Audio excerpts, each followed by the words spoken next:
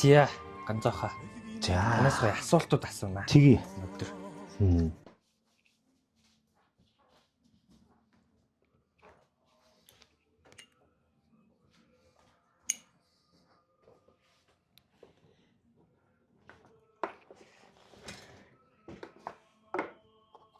За чиний нөхцөлийг хэр зүг үзэж байна. Яг энэ ч яг нөө дуусж байгаа зураг болохоор одоохондоо яахгүй тоохгүй.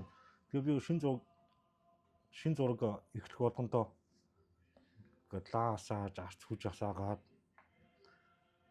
тэгж эхэлдэг. Тэгээ эзэн сан номоо тавиад энэ Чингис хааны онгоноос авчирсан. Энэ өөр Монголын Чингис хааны онгон биш үү? Тэрнээс авчирсан. Яа арц. Та өөрийнхөө талаар нэг танилцуулаач. Ах чинь нөгөө зургийн сургуулийг одоо дүрс сургуулийн дунд гэж байдаг шүү дээ тэр үед тийм ээ. Одоо чинь соёл урлагийн их сургууль болсон баг тийм үү? Сүүсийн. Тэгэхээр дүрс сургуулийн дунд сургууль гэж байж хахад би яг жинхэнэ төгссөн мэрэгжил чинь театрын зураач юм. Мэрэгчлэр төгсөө. Тэгтээ нөгөө диплом өгөхдөө уран зураач янз бүр гэд байдсан байл. Минийх болохоор чимэглэх зураач гэж төгссөн. Тэгээд сургуулаа төгсөөд би ч бас нэг жил арангаад ажилласан. Тэр үе чинь нөгөө хөдөө явуулдаг гэсэн байхгүй юу? Нөгөө хүмүүс чинь хөдөө явуудаа. Хөдөө нэг 2 жил, 3 жил болцоход тэг хурж ирээд аса монтаж юм уу тийм ээ. Эсвэл урчуудын хороо тэг монтаж хотын салбар эднэрт ажилладаг. Бид нар болохоор ингээд чатарт ажилладаг байхгүй. Чатар юм уу телевизэд. Би тэгээ телевизэд хэдэн жил ажиллаад бас нэг юм хийсэн. Тэгээ яг чатрын мэрэгчлэр бол бас нэг их л жоохон ажиллаж байгаад тэгээд телевизэд орж ирээ телевизийн зураачаар бас нэг хэсэг ажиллаад дараа нь Google-тэй Canon-ы студ бас байгуулад манай хэдэн найз нар тэгээд нэлээд олон гээд янз бүрийн юм орохгүй. За би тэгээд чатрын зураач байж байгаа Google-тэй Canon-д хийгээл телевиз зураач хийгээл тэгээд дараа нь G Entertainment гэдэг студид реклам клипний зураг тэгээд тайз майз янз бүрийн хийгээл яваалах. Тэгж жагаад ер нь бол за зураач болохыг бол би одоо ч аюу их юм хийгээд байна шүү дээ. Тэгээ тэр их юм хийх чинь дими юм байна л да. Хүн нэг юм барьж авахгүй хит ингэж их олон юм хийх хүн хүчин ингээд самгардаад тэгээд нэг юмаа ч ингээд сайн хийж чадахгүй бүгдийг ингээд аюу сайн хийгээд байгаа мэд боловч ингээд хийж болдгоо юм байна. Тэгэн гот би сүүлдээ за би ерөөсөө юу яа энэ график зураг руу орё гэд одоо би энэ график зураг хийгээд одоо аль болох тайзаа хийхгүй юугаа янз бүр юм хийхгүй тэгээд нэг л юм байна. Яг энэ чинь болохоор би нэг угсаатны зүй судлаад эртний Монголын уран барилга судлаад тийм судалгааны төрлийн юм хийгээд миний нөө зурж байгаа стил жанр нь болохоор нэлээд жоохон нехнямба зурагт хийгээд байгаа нь хиттэй би энүүгээр нэг юм том альбом хийж үлдээх санаатай. Тэгэн гот чинь яг тосон бодлого усан бодлогоо зурж болж гин манай бүхэл зураач зурж гин тийм удаан энэ график зурагч чинь хурдан гарах. Тэгэхээр би энэ талдуугаа түлхүүл яваад байна л да. За дараагийн асуулт нь болонгод. Та ер нь зураач авахын хамгийн хэцүү тал нь. Хэцүү юу? Тий, хэцүү тал нь. Хувьндээ бол тэгээ зураач бол одоо ингээд чи бид бүгдээрээ ингээд зураач үжиж шүү дээ тий. Хувьндээ бол зураач бол аюу гоё. Одоо надад бол ингээд жаргалтай. Би зураач болсондоо төд их баяртай тийм ээ. Тэгээ зураач болох чинь ингээд олон жил ингээд явсаар хагаад би аюу чаддаг л гэж бодоод байсан бол зураг зурч чадахгүй байхгүй. Тэгээ насан туршдаа сурах юм байна. Хувьндээ бол аюу гоё жаргалтай. Харин гэр бүлийн амьдралд энэ зураач аюу хэцүү болж эхэлж байгаа байхгүй юу? Тийм ээ одоо хүмүүс чинь бол ингээд гэр бүлдээ аюух цаг зарцуулах ёстой байж итэл бид нар гээд уран бүтээлдээ аюух цаг зарцуулдаг тэрийг сурах гэж одоо бид этүүдэнд тэгээд явж байна шүү дээ тийм ээ этүүд бэлнээр тэгээд тэр байгалийн өнгийг сурч авах гад тэгээд байгальдаач аюух юм сурч байгаа шүү дээ тийм ээ тэгээд ийш тийшээ ингээд музей үзээд гадагшаад оршоо судалгаа хийх тэрхээ хадны зураг тэр бүх юмуд ч ингээд судлаад байгаа гэр бүлдээ зарцуулж байгаа нөгөө зарцуулт нь аюу баг хүн харахад амиа бодсон юм шиг тэрийг чи аюу сайн судалж нэг зурн тийч өрөөс ойлгохтой болохгүй натура зураад дахин зураад ингээд ахаар ингээд чи суралцаад яваад байна шүү. Тэгээ хувь хүндээ бол жаргалтай мэд боловч арга гэрээ амьдрал ингээд аюу жоохон хэцүү. Гэртээ очихгүй байна, цалин мөнгө олохгүй байна. Бидний зурагч нь тэгээ тэр болгон зарагдахгүй тийм ээ. Тэгээ зарлаач гэсэн одоо хідэн төгрөг гэж хэлхийн. Яг хөө заримдаа ингээд зураг мурга зараад жоохон мөнгөтэй болчихно. Тэнгуут нөгөө өмнө нь баахан зээлмэл авцсан байж идэг тийм ээ. Тэр мэрэндээ өгчөөд ингээд тэгэхээр чи одоо ингээд офис ажилтны хүмүүс бод ингээд өглөө 8 цагтаа яваад орой 5 цагтаа гэр бүлтэй ингээд байж штэ. Бид нарт тоо тийм байхгүй уралдаа л байгаа л хагас үтсэн сайн ч гэж байхгүй баяр маяраач амардгүй. Тэгэхэд тэр гэр бүлийнх ингээд нөгөө юу яагаад гэдэг юм бэлээ. Гэр бүл шиг байх гэдэг ш. Тэгэхээр би нэг аюу ухаарсан. Одоо жишээлбэл ингээд би ингээд яг зураач болох гол ингээд ирмэл зээл ингээд тийм ч юм сурах гад ийм ч юм сурах гад тэгэл ихнэр хүүхдтэй болоод тэгэл нэг мэдсэн чинь хүүхдүүд том болчихсон. Би ч бас ингээд жоохон настай дээр болцсон. Дүнгот нэг хүүхдүүдийн нэг хамтдаа амьдарч байгаа нэг цаг нь байхгүй болчоор би нэг хүүхдүүд дараад нь харамсч эхэлж байгаа хгүй. Яг тэр хүүхдүүдийн хамгийн гоё тэр үед нь би хамт байж чадаагүй. Тэгэхээр энүүгээр уран бүтээл аюу харгас. Чи тэгээд яг гэр бүл шиг байгаад ингэх юм бол бүтээл бас төрөхгүй тийм ээ. Бүтээлч болохгүй. Энүүгээр уран бүтээл бол аюу харгас юм. Гэхдээ эн чинь бодсон шүү дээ. Урдагч байна, спортч бас байгаа байх, бүжигчин ч бас тэгдэг байх гэж бодчих. Зураач бол бүр хэцүү. Чи насаараа зурж ижил нэг юм гайгүй болно шүү дээ. Гэхдээ одоо болт гайгүй болж чадахгүй л байна шүү дээ. Уралцсан да. Урлаг таны амьдрал ихэр өөрчилсөн бэ? Урлаг биш хүний амьдрал гэсэн амар өөрчлөлт. За. Одоо урлагчин гэдэл байж штэ тийм ээ. Тэгэл хамгийн наад зах нь чиний өмсөж зүүхээс авахуулаад чи өөрчлөгч эхэлж байгаа байхгүй юу? Гэхдээ урлагчин гэхээр нэг юм урт үстэй тийм ээ одоо гоё ингээ савхан байвхан ингээд эсвэл нэг ноорхоо цорхоо хувцастай биш. Тийм ээ мэдээж өөртөө хувц гэдэг ч юм бол өөртөө хамгийн таалагдсан энгийн байх тийм ээ одоо тэгвэл жишээл надад зөндөө болон костюм байна шүү дээ тийм тэр ч одоо хаана өмсөх юм нөгөө урдан талаа өмсөж чадахгүй тийм ээ гадуур костюм өмсөд гүгөөдийнх нь бас хаашаа юм тийм тэр бид нар ч нэг хурал зугдаан Монголын ч ингээд нэг ч суухгүй костюм өмсөхгүй офис ажилтны хүмүүс бол байж болох байх тийм ээ тэгээд энэ байж за энэ бол зөвхөн хувцсны татаас ярьж байна тийм ээ үгүй. Тэгээд урлаг гэдэг хүнийг ингээд айгүй соён гээгээ чи одоо ингээд яалч хүн юм судалдаг болно. Нэг юм зурлаа гэж бодъё л та тийм ээ.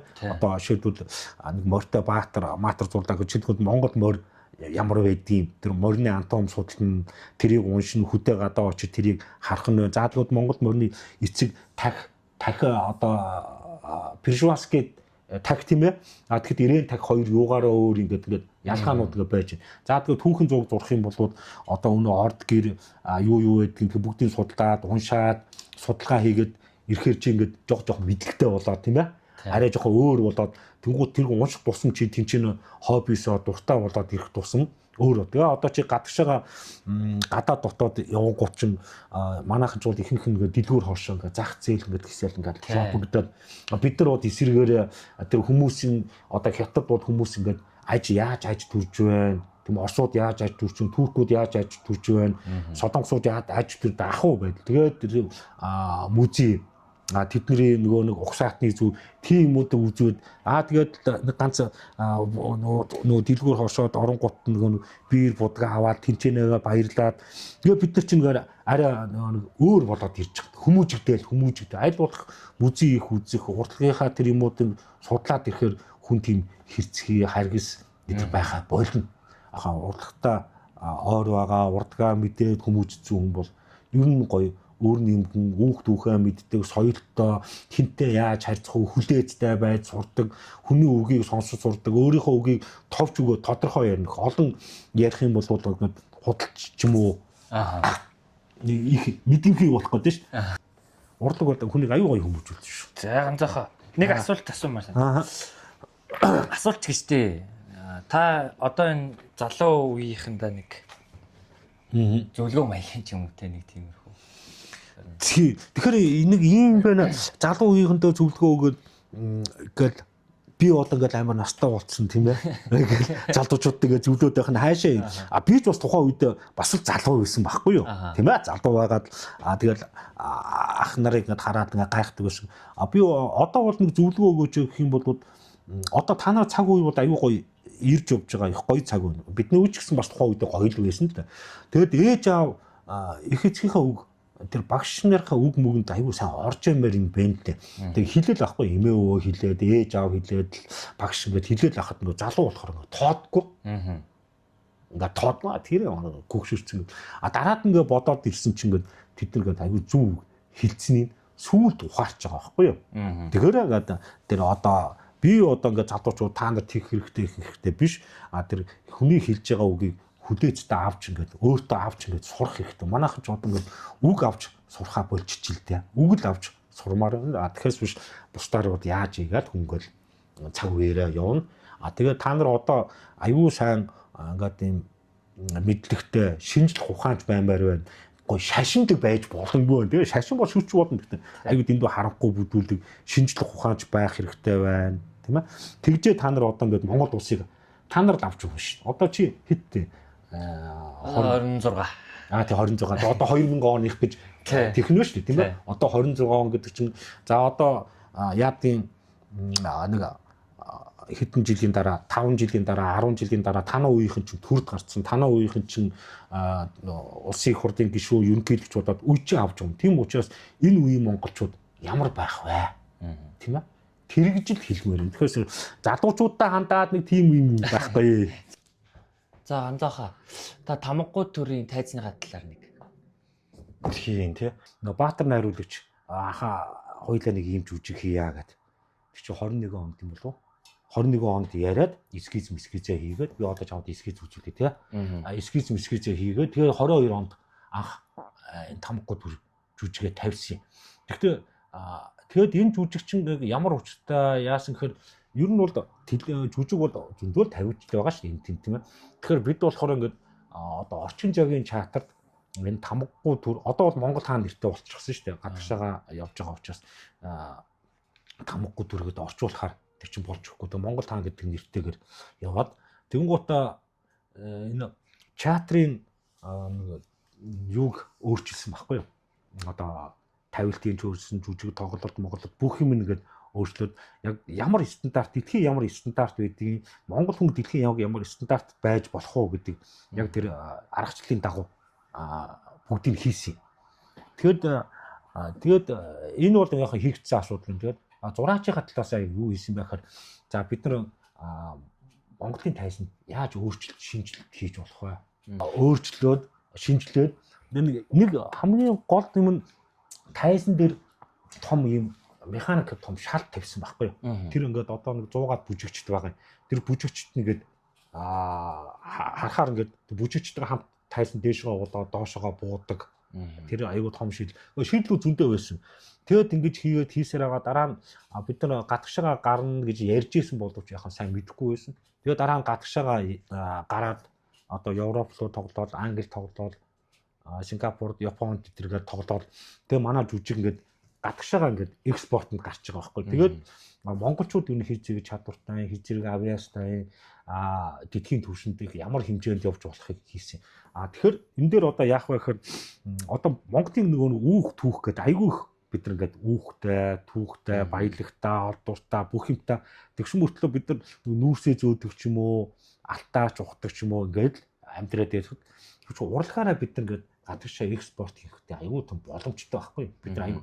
Тэгэхээр энэ манай энэ тамгаггүй төр жүжигийн найруулагч хэлсэн бид нар эрдэмтдтэй аюу сайн нэг баг болсон судалгааны баг гэж явж байгаад за Монголоос олдсон археологийн олдуруудыг тэр жүжигэнтэй шингээж гаргасан. Би хувцсны зураачаар ажиллаагүй ш тайзны зүйнгээ зураачаар ажилласан.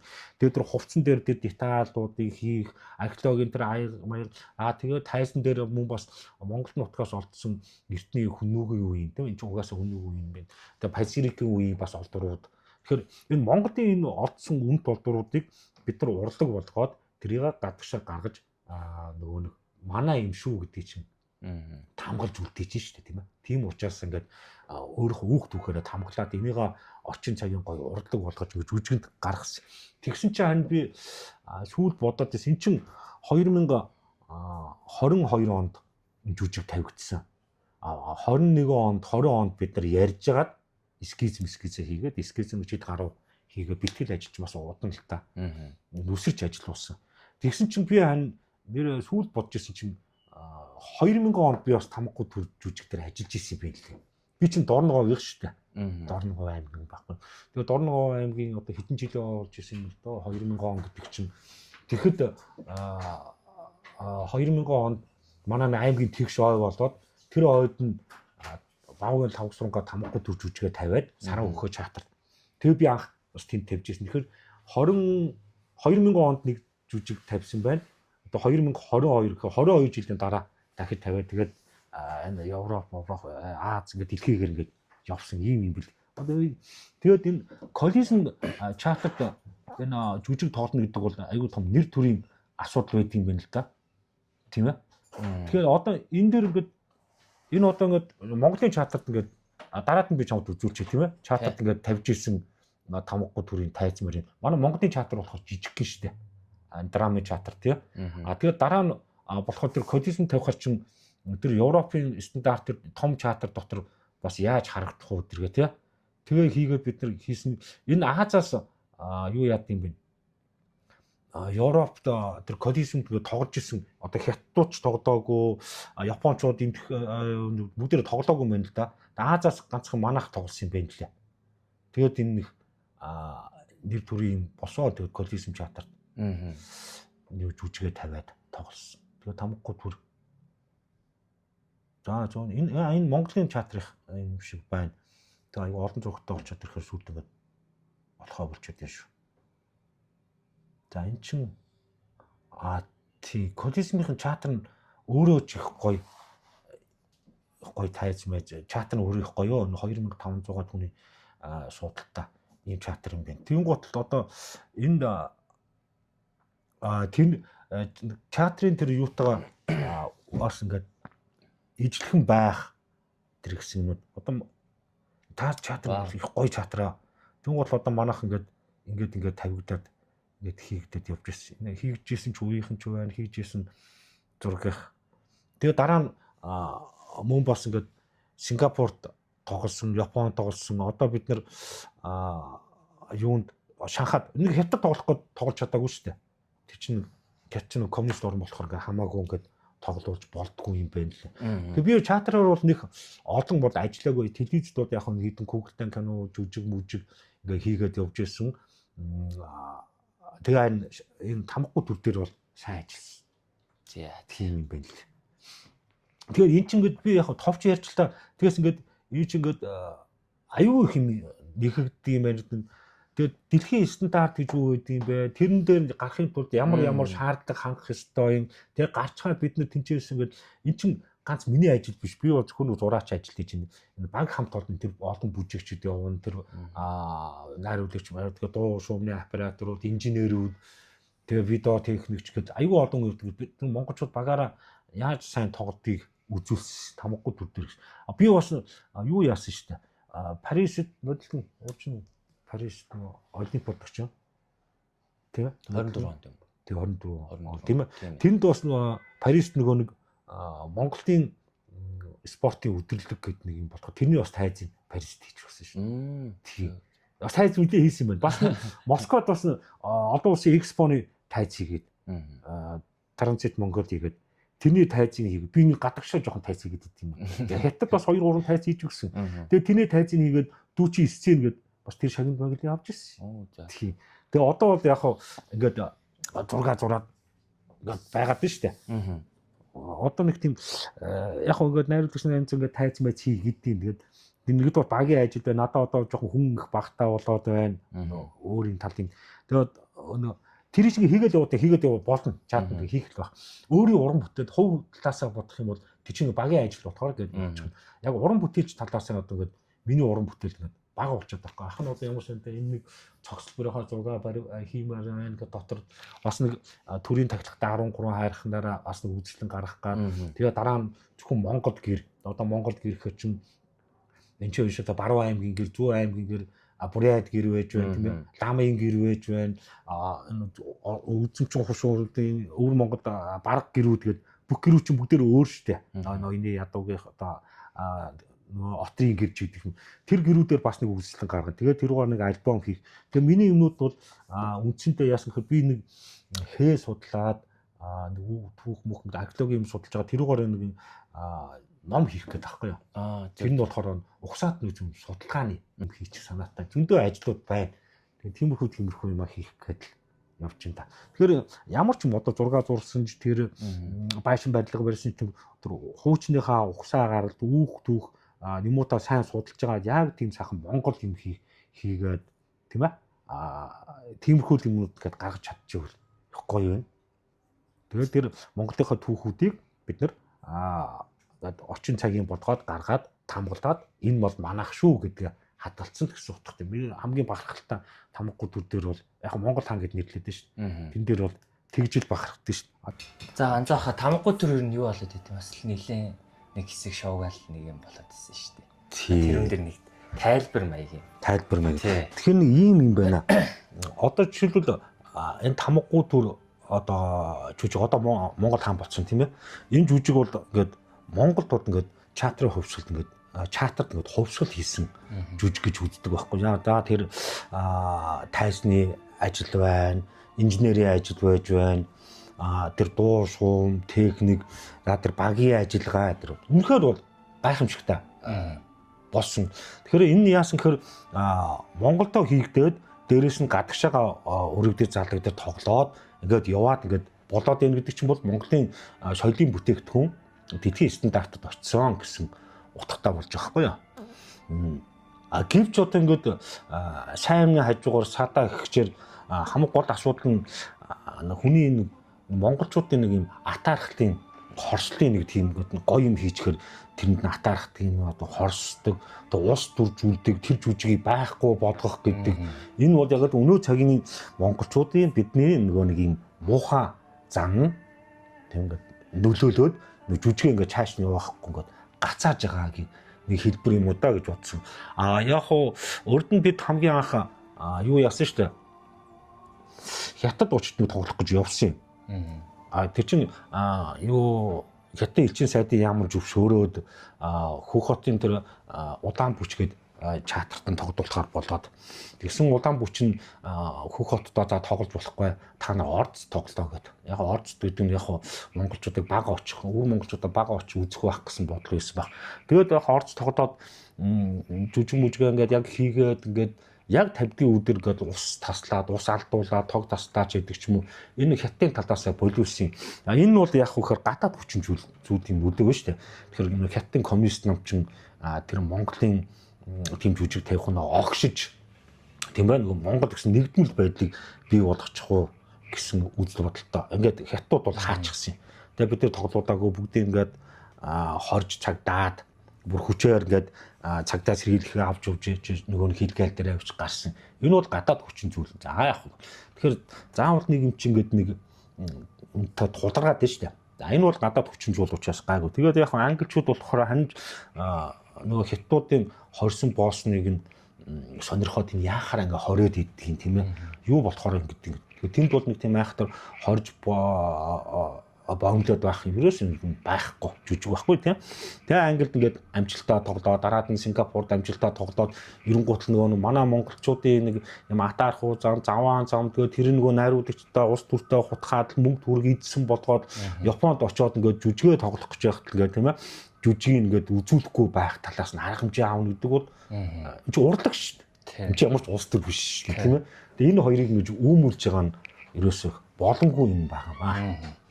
Ийм тэгэхээр урдлагыг нэг ус төртөд холимооргууд байна л гэж бодож байна да. Урлаг бол урлагаараа л юм баймар байна шүү дээ. Иймэрхүү юм болсон. За. Ярьж байгаа үг үү?